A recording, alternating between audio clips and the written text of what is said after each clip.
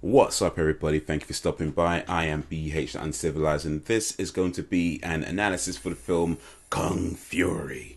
Now, it will contain spoilers, so if you haven't seen it already, you may wish to do that first. In fact, I'll put a link in the description because it is something you can watch free online legally on YouTube, so definitely check it out. It's only about 30 minutes, 31 minutes, so worth checking out. What I'm going to talk about in this video is two things. First, I want to talk just a little bit about the character development of Kung Fury in the film, because I feel like the way they develop the character is quite interesting. It's something that a lot of other films can learn from.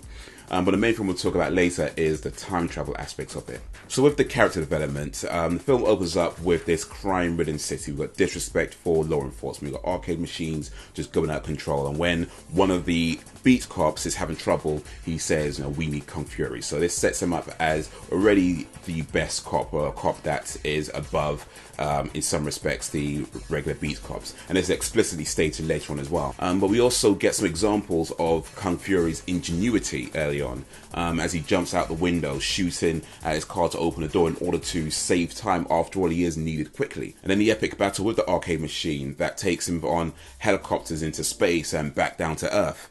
Fury beats the arcade machine, and at the end he says, "Game over." This not only establishes victory, but it also shows us that Kung Fury is someone who is able to think outside the box in terms of not just relying on the standard phrases. So the opening scene shows us Kung Fury is ingenuitive, a strong fighter, and intelligent. Now the backstory, this scene shows us exactly how Kung Fury came to be. We learn that he was previously a regular beat cop, but after his partner was killed by a mysterious kung fu master, he was then struck by lightning and bitten by a cobra at the same time.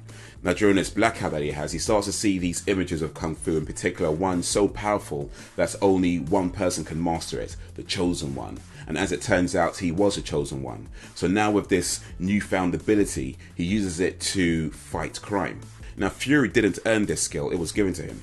And as we're not informed of the exact criteria that one must possess in order to become the chosen one, we don't know how much of this is luck or otherwise. But going by the film's narrative, it seems to be more towards a Spider-Man type superhero. He didn't ask for the power, but since he got it, he uses it to do good. So at the very least, we now know that he is of noble character. And this is all done within the first few minutes of the film. So it really establishes exactly what type of person Kung Fury is for the rest of the film. Now on to time travel. So Hackerman sends Kung Fury back in time with the intention of sending him back to Nazi Germany, but accidentally goes too far back to the Viking Age.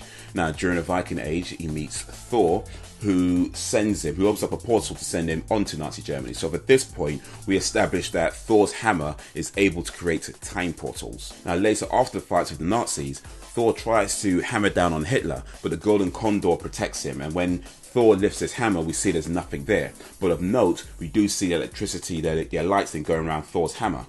After that, we're shown Hitler in the future as we were in the beginning of the film, which means it was actually Thor that sent Hitler inadvertently to the future.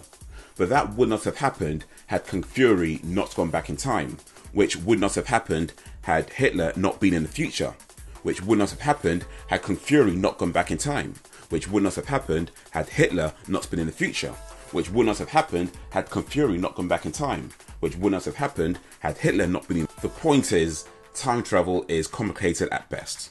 Now in chronological order of Earth's time, Kung Fury had already been in the Viking Age and fought the Nazis before the beginning of the film. But in Kung Fury's own timeline, that had not happened yet. In other words, the Earth's past is Kung Fury's future. So Kung Fury was always going to go back in time. He had to so that the past could happen, and in turn, so the future could happen. The past, present, and future are all happening at the same time, but are contingent on the events that happen in each zone. So fundamentally, there is no free will. For Kung Fury to do anything other than what he did would mean the past would not have happened, which in turn means his present and future do not happen. Now this idea of no free will is actually reinforced by the fact that he is the chosen one.